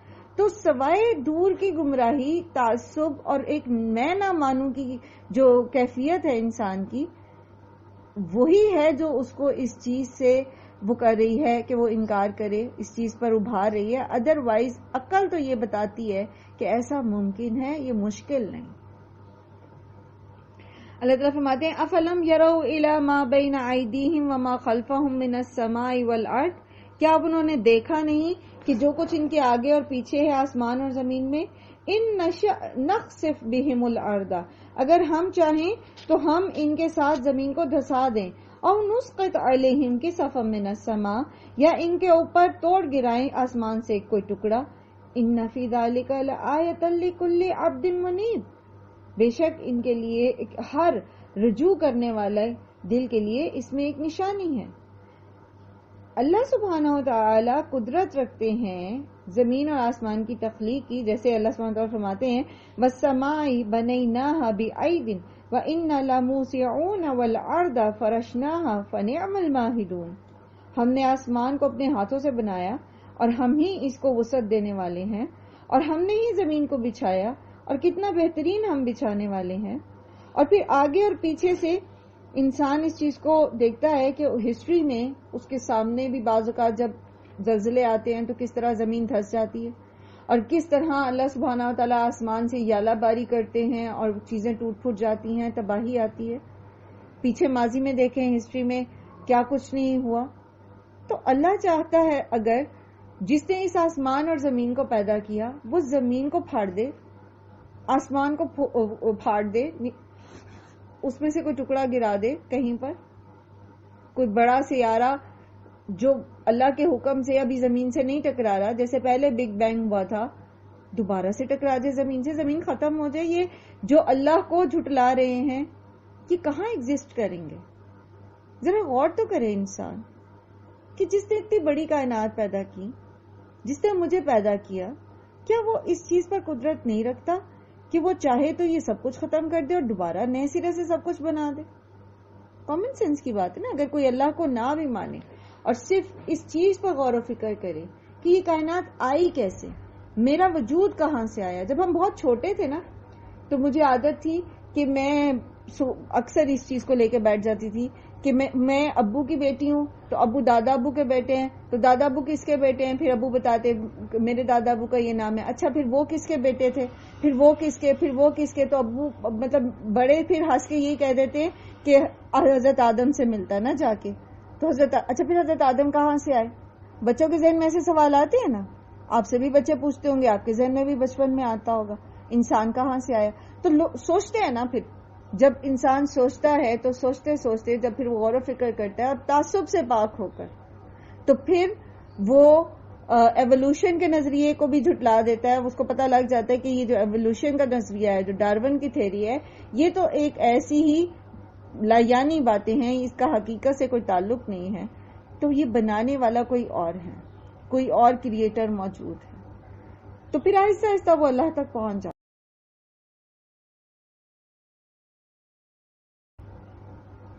تو جو اللہ، جو ہستی نتھنگ سے سارا کچھ پیدا کر سکتی ہے، تو اس کے لیے کیا مشکل ہے کہ وہ اس کو دوبارہ بھی پیدا کرتی ہے۔ اور پھر اللہ سبحانہ تعالیٰ یہاں پر کچھ اور لوگوں کا ذکر کر رہے ہیں، کچھ نبیوں کا ذکر کر رہے ہیں جن کو اللہ تعالیٰ نے کچھ چیزوں پر اختیار دیا، جیسے حضرت داؤد، وَلَقَدْ آتَيْنَا دَاوُودَ مِنَّا فَضْلًا، اور ہم نے داؤد پر اپنا فضل کیا، یا جبال اوبی معہ والطیر، اے پہاڑ اور اس کے ساتھ رغبت سے تسبیح پڑھا کرو، اور پرندوں کو بھی، وَأَلَنَّا لَهُ الْحَدِيدَ، اور نرم کر دیا ہم نے اس کے ہاتھوں میں لوہے کو، أَنِ اعْمَلْ سَابِغَاتٍ وَقَدِّرْ فِي السَّرْدِ وَاعْمَلُوا صَالِحًا، تو پوری تم زرہیں بناؤ اور جوڑوں میں اندازہ رکھو، اور نیک عمل کرو. انی بما تعملون بصیر، بے شک جو کچھ تم عمل کر رہے ہو میں اس کو دیکھ رہا ہوں. حضرت داؤد کو زبور دی گئی تھی، اور زبور جو ہے وہ حمدیہ کلام ہے، اور 100 غالباً 72 یا 42 ہیں جو اس کے اندر حمدیہ کلام پایا جاتا ہے. اور حضرت داؤد بہت خوبصورت طریقے سے اللہ کی حمد پڑھا کرتے تھے. تو اللہ تعالیٰ فرماتے ہیں کہ اس کے ساتھ پہاڑ اور پرندے بھی اس کے اندر شامل ہو جاتے تھے، وہ جو اللہ کی تسبیح بیان کرتے تھے. اور اس کی خوبصورتی اس کلام کو پڑھنے کی، اس کا بیان ہمیں صحیح کی ایک حدیث سے پتہ چلتا ہے، مسلم کی حدیث ہے کہ ایک رات کو حضرت ابو موسیٰ اشعری قرآن کی تلاوت کر رہے تھے، تو جسے سن کر اللہ کے رسول صلی اللہ علیہ وسلم ٹھہر گئے اور دیر تک سنتے رہے. پھر فرمانے لگے کہ انہیں نغمہ داودی کا کچھ حصہ مل گیا ہے. یعنی جس خوبصورت طریقے سے حضرت داؤد پڑھا کرتے تھے، اللہ کی تسبیح بیان کیا کرتے تھے، اس کی حمد بیان کیا کرتے تھے، تو ویسی ہی اس کا کچھ حصہ جو کہ بہت خوبصورت تھا، لیکن کچھ حصہ حضرت ابو موسیٰ اشعری کو دیا گیا. تو اس کا تجربہ آپ کر سکتے ہیں. ابھی بھی آپ مختلف قراء کی آواز کو سنیں، اور پھر آپ دیکھتے ہیں کہ بعض قاریوں کی جو قراءت ہے وہ دل کے اندر اترتی چلی جاتی ہے، اور بعض کی قراءت آپ کے رونگٹے کھڑے کر دیتی ہے، اور بعض کی قراءت سے آپ کے آنکھوں میں آنسو آ جاتے ہیں. تو یہ اللہ کی حمد اور اس کے کلام کو پڑھنے کا طریقہ ہے. اور حضرت داؤد کو اللہ سبحانہ و تعالیٰ نے یہ سکھایا تھا، اور ان کے ساتھ پھر پہاڑ اور پرندے بھی اس میں شامل ہو جاتے تھے. پھر دوسرا فضل جو اللہ کا تھا حضرت داؤد پر، وہ تھا زرہیں بنانے کا فن. اور یہ بھی کہا جاتا ہے کہ سب سے پہلی زرہیں جو ہیں، زرہ سازی کی صنعت جو ہے، وہ حضرت داؤد نے ہی ایجاد کی تھی. اور اللہ سبحانہ و تعالیٰ نے خود زرہ سازی بنانی سکھائی حضرت داؤد کو، کہ اس کی کڑیاں ٹھیک ٹھیک رکھیں، ہلکے نہ چھوٹے ہوں زیادہ نہ بڑے ہوں، اور ٹھیک طریقے سے ہلکے جو ہیں وہ آپس میں بیٹھیں، ڈھیلا پن نہ رہ جائے اس میں، بلکہ ناپ تول اور صحیح اندازے سے ہلکے اور کڑیاں بنائی جائیں. زرہ جانتے نا آپ لوگ کیا ہوتی ہے؟ ہاں جی، کوئی بتائے گا زرہ کیا ہوتی ہے؟ میم یہ کوئی لباس ہوتا ہے جو لڑائی کے دوران پہلے پہنا جاتا تھا، لوہے کا بنا ہوا لباس ہوتا ہے. کیسا ہوتا ہے؟ یہ چینز ہوتا لوہے کے اوپر چینز ڈھکاوا ہوتا ہے. ہاں، یہ پورا لوہے کی کوئی وہ جیکٹ نہیں ہوتی، یہ چینز ہوتی ہیں. زرہ جو ہوتی ہے نا، چینز ہوتی ہیں، باریک باریک چینز کے ساتھ بنا ہوا. وہ ایک ایسے اوپر سے پہن لیتے تھے کہ تلوار کی ضرب جو ہے وہ چینز کے ساتھ ٹکراتی تھی، اور بندہ جو ہے وہ زخمی ہونے سے بچ جاتا تھا. تو یہ زرہ سازی کی صنعت جو ہے، یہ اللہ سبحانہ و تعالیٰ نے حضرت داؤد کو بتائی. اور حضرت داؤد زرہیں بنا کر بیچتے تھے، اور پھر اس جو کماتے تھے تو اس کے ذریعے پھر اپنی روزی روٹی کا بندوبست کرتے تھے. وسلیمان، اور حضرت سلیمان حضرت داؤد کے بیٹے. حضرت سلیمان کے بارے میں آپ جانتے ہیں کہ ان کو وہ بادشاہت دی گئی تھی جو ان کے علاوہ کسی کو نہیں دی گئی. اور اس بادشاہت کی ایک جھلک اللہ تعالیٰ یہاں دکھاتے ہیں. وَسُلَيْمَانَ الرِّيحَ غُدُوُّهَا شَهْرٌ وَرَوَاحُهَا شَهْرٌ. ہم نے سلیمان کے لیے ہوا کو مسخر کر دیا کہ صبح کی منزل اس کی 1 مہینہ کے برابر ہوتی اور شام کی منزل بھی. وہ جیسے آپ فلائنگ کارپیٹ سوچ لیجئے، ٹھیک ہے، وہ تو کارپیٹ ہے نا. تو حضرت سلیمان کو ہوا لے کر چلتی تھی، اور ایسی تیزی سے کہ صبح شام 1 مہینے کی مسافت جتنا فاصلہ یہ طے کر لیتے تھے، اور اپنی مرضی سے کرتے تھے. یعنی ہوا ان کے لیے مسخر تھی، جدھر کو جانا چاہتے تھے ادھر کو ان کو لے جاتی تھی. وَأَسَلْنَ لَهُ عَيْنَ الْقِطْرِ، اور ہم نے بہا دیا تانبے کا چشمہ اس کے لیے. یعنی میٹل جو تھی، خاص طور پر تانبا، وہ ان کے لیے نرم کر دیا گیا. وَمِنَ الْجِنِّ مَن يَعْمَلُ بَيْنَ يَدَيْهِ بِإِذْنِ رَبِّهِ، اور جنات میں سے جو اس کے سامنے کام کرتے تھے اس کی حضرت سلیمان کی ماتحتی میں، بِإِذْنِ رَبِّهِ، اللہ کے اذن سے، اللہ کے حکم سے. جنات کام تو کرتے تھے فرما برداری حضرت سلیمان کی، لیکن ان کو باؤنڈ کرنے میں، ان کی سرکشی کو ختم کرنے میں حضرت سلیمان کا کردار نہیں تھا، بلکہ اللہ تعالیٰ نے اللہ کے اذن سے وہ ان کے سامنے مسخر ہوئے تھے۔ اسی طرح ہوا اللہ کے اذن سے مسخر تھی، سلیمان علیہ السلام کے پاس یہ طاقت نہیں تھی کہ وہ اس کو اپنے لیے مسخر کرتے۔ اس سے یہ بات بھی ہمیں پتہ چلتی ہے کہ اللہ تعالیٰ نے ہمارے کنٹرول میں جو کچھ دے رکھا ہے، چاہے وہ جانور ہیں، چاہے وہ مشینری ہے، چاہے ہمیں کچھ انسانوں کے اوپر اللہ تعالیٰ نے کوئی باس بنا دیا ہے، ہمیں کچھ لوگوں کے کچھ مال کے اندر تصرف دے دیا ہے، اختیار دے دیا ہے، تو ہم اس کے مالک نہیں ہیں، ہم اسے اپنی مرضی سے نہیں چلا سکتے۔ ہاں، جب اللہ کا اذن ہے، جس حد تک اللہ تعالیٰ نے ہمیں اس کے اندر اختیار دیا ہے، اس حد تک ہی ہم اس سے فائدہ اٹھا سکیں گے۔ وَمَن يَزِغْ مِنْهُمْ عَنْ أَمْرِنَا نُزِغْهُ مِنْ عَذَابِ السَّعِيرِ، اور ان جنات میں سے جو کوئی بھی ہماری حکم سے سرتابی کی کوشش کرتا تو ہم اسے بھڑکتی آگ کا مزہ ضرور چکھائیں گے۔ يَعْمَلُونَ لَهُ مَا يَشَاءُ مِن مَّحَارِيبَ وَتَمَاثِيلَ وَجِفَانٍ كَالْجَوَابِ وَقُدُورِ الرَّاسِيَاتِ، اور جو کچھ سلیمان چاہتے وہ جنات تیار کرتے، قلوں، مجسموں، حوضوں کے برابر لگن اور چولہوں پر جمی ہوئی مضبوط دیگیں۔ اچھا، یہاں سے بعض لوگ تماثیل یعنی مجسمہ سازی اور تصویر سازی کے لیے وہ لیتے ہیں کہ حضرت سلیمان کے لیے جنات بناتے تھے مجسمے، تو یہ جائز ہے۔ تو یاد رکھیے کہ شریعت مختلف ہے، اگرچہ ہر نبی اسلام ہی لے کر آئے لیکن قوانین مختلف ہیں۔ حضرت سلیمان کی شریعت میں جائز ہوگی مجسمہ سازی یا تصویر سازی، لیکن ہماری شریعت میں جائز نہیں۔ واضح احکامات موجود ہیں نبی صلی اللہ علیہ وآلہ وسلم کے، جس میں مجسمہ سازی سے منع کیا گیا ہے اور تصویر کشی سے منع کیا گیا ہے۔ اعملوا آل داود شکرا، اے آل داود اس کے شکر میں نیک اعمال کرو۔ گویا شکرانہ جو ہے، یہ جو کچھ اللہ نے دے رکھا ہے، اس کا شکرانہ صرف زبان سے الحمدللہ کہہ دینا کافی نہیں ہے۔ اعملوا آل داود شکرا، شکر میں عمل کرو، عمل کر کے دکھاؤ، عملی ثبوت دو۔ جسے ایمان جو ہے نا، محض زبان سے کہہ دینے سے مکمل نہیں ہوتا، اس کی عملی ثبوت بھی دینے پڑتے ہیں، کہیں نماز کی شکل میں، کہیں صدقہ خیرات کی شکل میں، کہیں روزے کی شکل میں، کہیں حج عمرہ کی شکل میں، کہیں معاف کر دینے کی شکل میں، کہیں صبر کی شکل میں، عملی ثبوت۔ ایمان عملی ثبوت مانگتا ہے، اسی طرح شکر بھی عملی ثبوت مانگتا ہے۔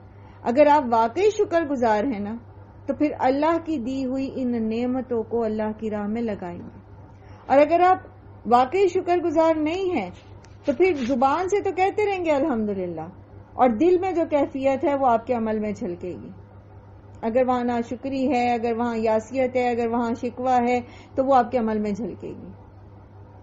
گویا شکر جو ہے اس کا پرتو ہمیں نظر آتا ہے ہمارے اعمال میں، اور آنا چاہیے۔ یہ کہا جا رہا ہے کہ پھر جو کچھ تمہیں اللہ نے دیا ہے اس کے شکرانے کے طور پر عمل کرو، اللہ کی فرما برداری کرو۔ وَقَلِيلٌ مِّنْ عَبَادِيَ الشَّكُورُ، اور بہت ہی کم ہے میرے بندے جو شکر گزار ہوا کرتے ہیں۔ اصل شکر گزاری کرنے والے بہت ہی کم ہیں۔ فَلَمَّا قَضَيْنَا عَلَيْهِ الْمَوْتَ، اور جب ہم نے اس پر موت کا حکم بھیج دیا، یعنی سلیمان علیہ السلام پر، مَا دَلَّهُمْ عَلَى مَوْتِهِ إِلَّا دَابَّةُ الْأَرْضِ، نہیں خبر دی ان کو اس کی موت کی مگر یہ کہ ایک زمین کے کیڑے نے تأکل من ساعتہ، جو کھا رہا تھا اس لکڑی کو، فلما خر، جب گر گیا وہ یعنی سلیمان علیہ السلام، تبینت الجن، تو ظاہر ہوا جنوں پر، ان لو کانوا یعلمون الغیب، کہ اگر وہ جانتے غیب کو، ما لبثوا فی العذاب المہین، نہ وہ اس رسوا کن عذاب میں یعنی مصیبت میں مبتلا رہتے۔ کہتے ہیں کہ یہ ہیکل کو تعمیر کر رہے تھے، سلیمان علیہ السلام اپنی عبادت گاہ میں چھڑی کے سہارے کھڑے ہو کر عبادت کر رہے تھے، تو وہ اللہ تعالیٰ نے ان کی روح کو قبض کر لیا، تو جس چھڑی کے سہارے وہ کھڑے تھے وہ کھڑی رہی، یہاں تک کہ دیمک اس کو چاٹ گئی. اور بعض مفسرین جو ہے اس کے بارے میں، بعض علماء کہتے ہیں کہ یہ قریباً 1 سال کا عرصہ تھا. اور آپ کو پتہ ہے کہ پیغمبروں کے جسم جو ہیں وہ ڈکے نہیں ہوتے، تو وہ کھڑے رہے اس چھڑی کے سہارے. اللہ تعالیٰ نے ان کو کھڑا رکھا اللہ کے حکم سے، ورنہ بندہ اگر زندہ نہ ہو تو بیلنس نہیں کر سکتا، لیکن اللہ کے حکم سے. وجہ کیا تھی؟ تاکہ لوگ یہ جان لیں اور خود جنات بھی اس زوم سے باہر آ جائیں کہ وہ غیب کو جانتے ہیں. جنات کی عبادت کیوں کی لوگوں نے؟ یہ سوچ کر کہ یہ غیب جانتے ہیں اور ان کے پاس طاقت ہے، جبکہ جنات غیب نہیں جانتے. جنات جو ہیں وہ جاتے ہیں آسمان کے پاس اور وہاں سے کچھ خبریں اچک کے لادنے کی کوشش کرتے ہیں، آدھی پونی تھوڑی بات سنتے ہیں اور پھر اس کو جب اپنے کاہن کو بیان کرتے ہیں اور کاہن اس میں جھوٹ سچ ملا کے آگے بتا دیتا ہے. تو وہ غیب نہیں جانتے. بیسیکلی اس حقیقت کو کھولنے کے لیے اللہ سبحانہ تعالیٰ نے اس طرح سے ان پر واضح کیا کہ اگر یہ غیب جانتے ہوتے تو یہ جان جاتے کہ سلیمان علیہ السلام اب دنیا میں نہیں ہے، تو پھر وہ جو مشقت کر رہے تھے سلیمان علیہ السلام کی قید میں رہ کر ان کے حکم کے مطابق، وہ اس کو نہ کرتے، اس کو چھوڑ دیتے. اس سے بندوں کو بھی پتہ چلتا ہے نا، انسانوں کو بھی پتہ چلتا ہے کہ جو لوگ ان چکروں میں رہتے ہیں، اور خاص طور پر مشرکین مکہ میں کیا ہوتا تھا کہ یہ جاتے تھے کسی وادی میں سے گزرتے تھے تو باقاعدہ جنوں کے سردار کی، اس وادی کے جنوں کے سردار کی پناہ لیتے تھے کہ اس وادی کے جنوں کے شر سے وہ ان کو بچا لے گا. تو ان کو بتایا جا رہا ہے کہ جنات کے پاس غیب نہیں ہوتا، وہ نہیں جانتے. لقد کان لسبأ فی مساکنہم آیہ، اور قوم سبا کے لیے اپنی بستیوں میں اللہ کی طرف سے ایک نشانی تھی. جنتان، 2 باغ، عن الیمین و شمال، دائیں اور بائیں. کلوا من رزق ربکم، کھاؤ اپنے رب کے دیے ہوئے رزق میں سے، واشکروا لہ، اور اس کا شکر ادا کرو. بلدۃ طیبۃ، بہترین شہر، ورب غفور، اور مغفرت کرنے والا بخشنے والا رب. بہترین زندگی، دنیا کے اندر نعمتوں سے مالا مال زندگی دی گئی تھی قوم سبا کو. اب یہ قوم سبا کون تھی؟ قوم سبا یمن میں رہتے تھے. تبا بھی، قوم تبا کا ذکر آتا ہے نا، تو تبا جو تھے وہ قوم سبا کے جو بادشاہ تھے ان کا لقب. اور حضرت سلیمان کا جو واقعہ پیچھے آپ نے سورہ نمل میں پڑھا، اس میں جو جس ملکہ کا ذکر کیا گیا جس کا عام طور پر بلقیس نام بتایا جاتا ہے، وہ بھی قوم سبا میں سے تھے. اور یہ ان کو اللہ سبحانہ تعالیٰ نے دنیا میں بہترین جگہ عطا کر رکھی، بہترین جو ہے وہ باغات اور چشمے اور ہر طرح کی نعمتیں ان کے پاس تھیں. اور ایک روایت میں یہ بھی آتا ہے کہ قوم سبا کا سلسلہ نسب جو ہے وہ ابراہیم علیہ السلام سے ملتا تھا. صحیح بخاری میں ہے کہ قبیلہ اسلم جب تیروں سے نشانہ بازی کر رہے تھے، نبی صلی اللہ علیہ وسلم ان کے پاس سے گزرے اور فرمایا، اے اولاد اسماعیل، تیر اندازی کیے جاؤ، تمہارے والد بھی پورے تیر انداز تھے. تو اس سے معلوم ہوتا ہے کہ یہ سلسلہ نسب جو ہے یہ ابراہیم علیہ السلام تک پہنچتا ہے. اسلم جو تھے یہ انصار کا ایک قبیلہ تھا، اور انصار سارے کے سارے جو ہیں یہ غسان میں سے تھے، اور یہ سب یمنی تھے، ٹھیک ہے، اور قوم سبا کی اولاد میں سے تھے. جب یہ لوگ مدینے میں اس وقت آئے تھے جب سیلاب سے ان کا وطن تباہ ہو گیا تھا. آگے آپ پڑھیں گے اس کے بارے میں کہ سیلاب کب آیا قوم سبا میں. تو ایک جماعت جو تھی یہ یہاں آ کر بسی، اور دوسرے لوگ جو تھے کچھ ان میں سے شام میں چلے گئے. اور اسی لیے انہیں یہ جو غسانی ان کو اسی لیے کہتے ہیں کیونکہ یہ اسی نام والی پانی کی جو جگہ تھی یہاں پر، وہاں پر ٹھہرے تھے. تو گویا یہ حضرت اسماعیل علیہ السلام کی اولاد میں سے تھی قوم سبا، اور وہاں سے یہ انصار کا جو یہ قبائل تھے، غسانی قبائل جو تھے جن میں سے یہ قبیلہ اسلم بھی تھا، یہ مدینہ آ کر بس گئے تھے. تو ان کو اللہ تعالیٰ نے بہترین نعمتیں دے رکھی تھی، اور ان کے پاس جب اللہ کے رسول آئے اور انہیں شکر کرنے کی تلقین کی، اللہ کی وحدانیت کی طرف بلایا، اس کی عبادت کا طریقہ سمجھایا، تو کچھ عرصہ تو جیسا ہوتا ہے کہ اولین جو پیغمبر کے پیروکار ہوتے ہیں یہ لوگ ایسے ہی رہے، یعنی درست رستے پہ رہے. لیکن پھر انہوں نے اللہ کی نافرمانیاں شروع کر دیں اور اللہ تعالیٰ کے دیے ہوئے رزق میں اللہ تعالیٰ کے احکامات کی بجائے اپنی منمانیاں کرنی شروع کر دیں، تو پھر اللہ تعالیٰ نے ان کے اوپر سیلاب بھیجا. فَأَعْرَضُوا، تو پھر انہوں نے اعراض برتا. فَأَرْسَلْنَا عَلَيْهِمْ سَيْلَ الْعَرَمِ، تو پھر بھیج دیا ہم نے ان کے اوپر پرزور پانی کا سیلاب. وَبَدَّلْنَاهُمْ بِجَنَّتَيْهِمْ جَنَّتَيْنِ ذَوَاتَا أُكُلٍ خَمْطٍ وَأَثْلٍ وَشَيْءٍ مِّن سِدْرٍ قَلِيلٍ، تو ہم نے ان کے ہرے بھرے باغوں کے بدلے 2 ایسے باغ دیے جو بد مزہ میووں والے اور بکثرت جھاؤ اور جھاڑیوں والے اور کچھ بیریوں کے درخت پر مشتمل تھے. کہاں پھلوں کے درخت، خوشحالی، بڑے بڑے میڈوز اور ان میں چرتے ہوئے مویشی اور کثرت سے فصلیں، نباتات، رزق کی کثرت، ہر چیز میسر، اور کہاں سب کچھ برباد ہو گیا. کذالک جزیناہم بما کفروا، اس طرح ہم نے ان کی ناشکری کا ان کو بدلہ دیا. پیچھے آپ نے پڑھا اللہ سبحانہ تعالیٰ نعمتوں کا ذکر کر کے کہتے ہیں اعملوا آل داود شکرا، کہ شکرانے کے طور پر آل داود تم نیک عمل کرو. اور ان سے بھی کیا چاہا تھا، ان سے بھی کیا ریکوائرڈ تھا، ان کو نعمتیں دی گئیں تو ان سے کیا ریکوائرڈ تھا کہ یہ شکر گزاری کریں، یہ اللہ تعالیٰ کی فرما برداری کریں، شکر گزاری میں نیک اعمال کریں. لیکن انہوں نے کیا کیا، انہوں نے اعراض برتا. تو جب انہوں نے اعراض برتا تو پھر اللہ تعالیٰ نے ان کی اس ناشکری کی سزا ان کو دنیا میں بھی دی. یاد رکھیے ناشکری نعمتوں کو کے چھن جانے کا باعث بن سکتی ہے. اور یہ ناشکری ہم کیسے کیسے کرتے ہیں. مثال کے طور پر جن کی بیٹیاں ہوتی ہیں تو وہ کیا کرتے ہیں، ہر وقت ایک ہی کلمہ ان کے زبان پہ رہتا ہے کہ اللہ بیٹا بھی دے دیتا، میرا بیٹا بھی ہو جاتا، میرا بیٹا نہیں ہے، ایک ہی بیٹا دے دیتا. تو یہ اصل میں کیا ہے، یہ شکوہ ہے اللہ پر، یہ ناشکری ہے. اللہ نے آپ کو بیٹیاں تو دی ہیں نا، اللہ نے آپ کو اولاد تو دی ہے نا، اس کی شکر گزاری کریں.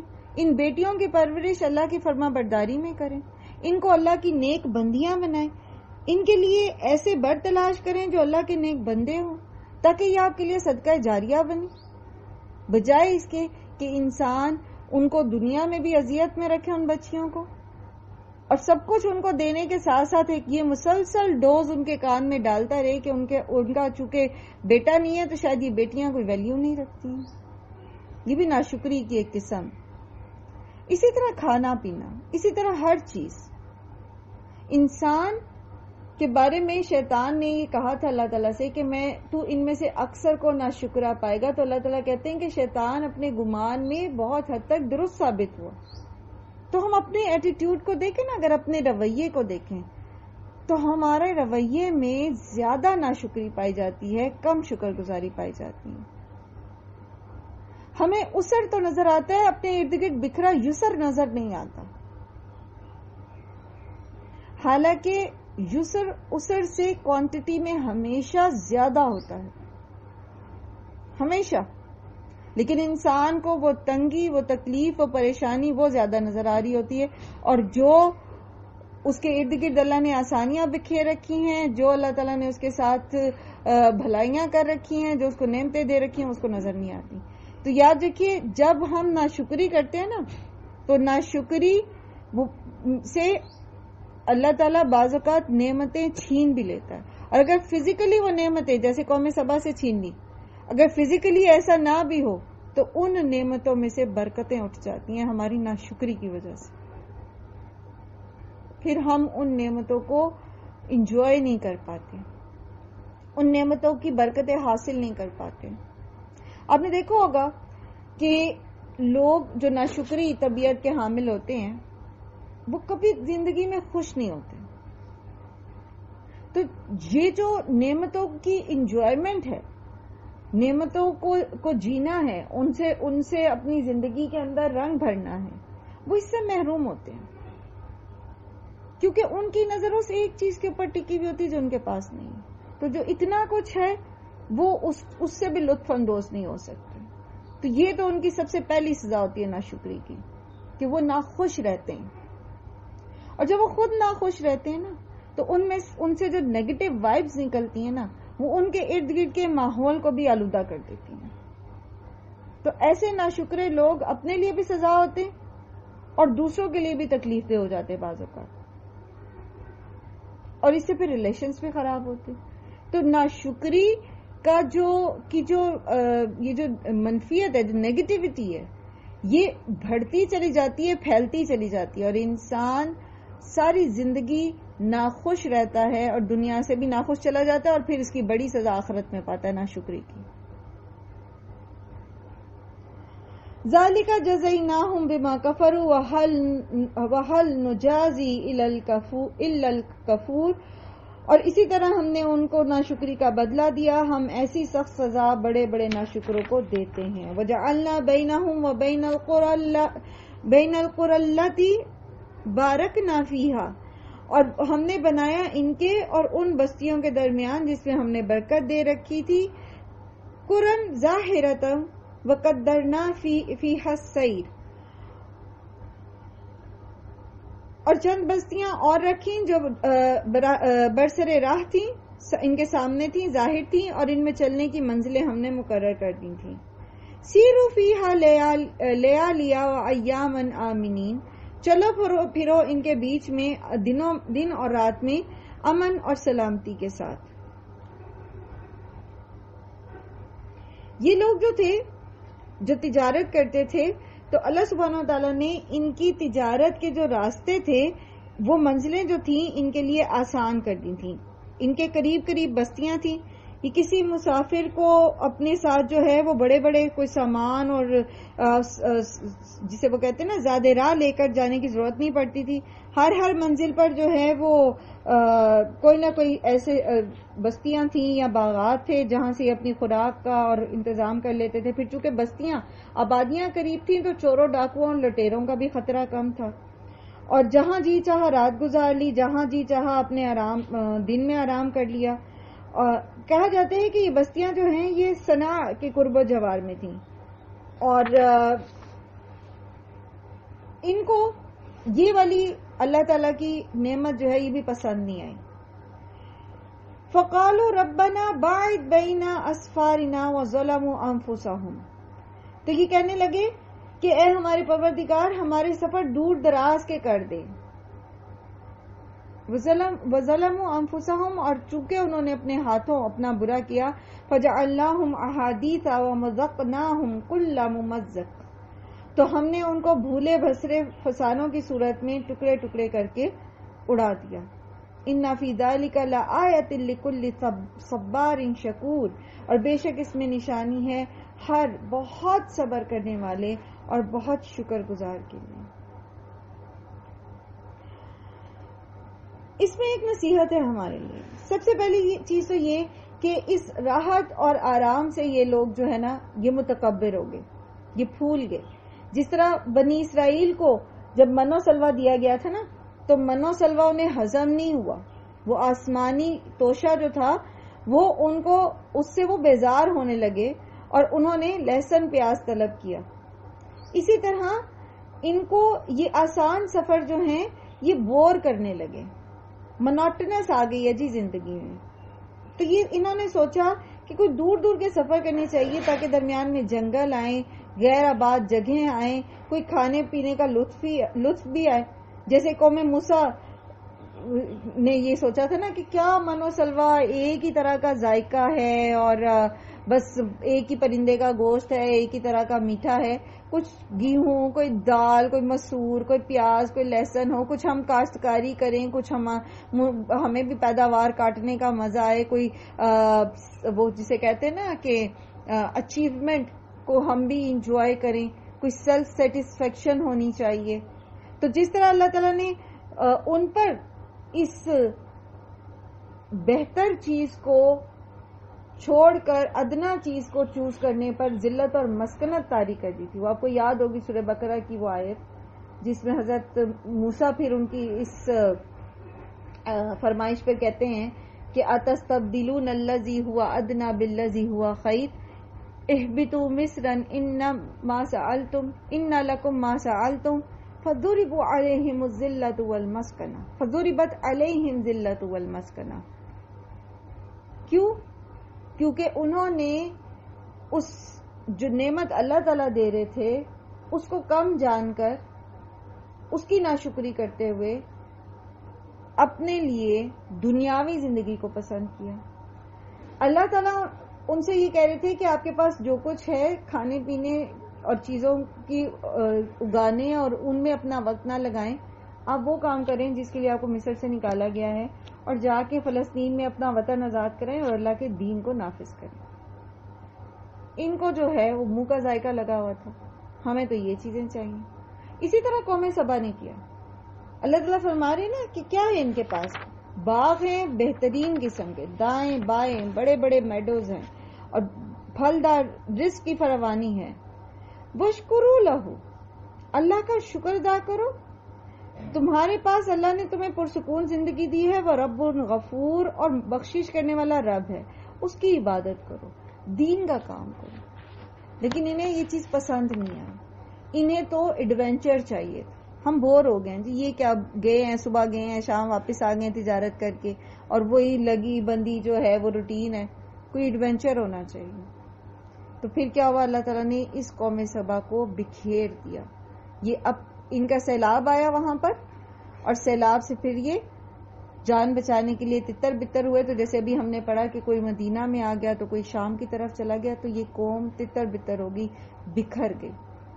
اللہ تعالیٰ فرماتے ہیں ان فی ذالک لآیۃ لکل صبار شکور، بے شک اس میں ہر بہت صبر کرنے والے اور شکر کرنے والے کے لیے عبرتیں ہیں. لآیات. اب یہ میں آپ کو پاس یہ کوشچن چھوڑتی ہوں، کل انشاءاللہ اس کو ڈسکس کریں گے، اور پھر آپ مجھے بتائیے گا کہ آپ نے اس میں سے کیا کیا نشانیاں اخذ کی، کیا کیا نشانیاں سیکھیں، اور بہت صبر کرنے والے اور بہت شکر کرنے والے ہی کیوں اس سے نشانیاں سیکھتے ہیں. اللہ سبحانہ و تعالیٰ آپ سب کو اپنی حفظ و امان میں رکھیں، اور نعمتوں کے زوال سے ہم سب کو اپنی پناہ میں رکھیں. تمام بیماروں کو شفائے کاملہ عطا فرمائیں، اور تمام قرض داروں کے قرض کی ادائیگی میں بہترین اسباب عطا کریں، اور جس مشکل میں جس پریشانی میں بھی جو کوئی بھی ہے اللہ تعالیٰ اس کے لیے آسانیاں نصیب فرمائے. وآخر الدعوانا ان الحمد للہ رب العالمین.